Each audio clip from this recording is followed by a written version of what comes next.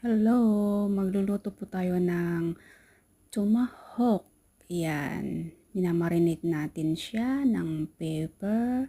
Meron din po yung ah, black pepper, salt, ayan.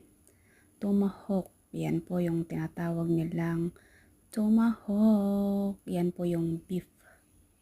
Malaking beef po yan mga alods.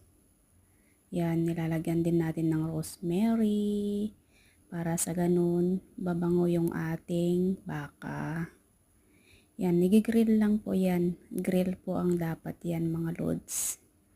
Yan yung nakita kong pinakamalaki na, pinakamahaba na niluto namin dito.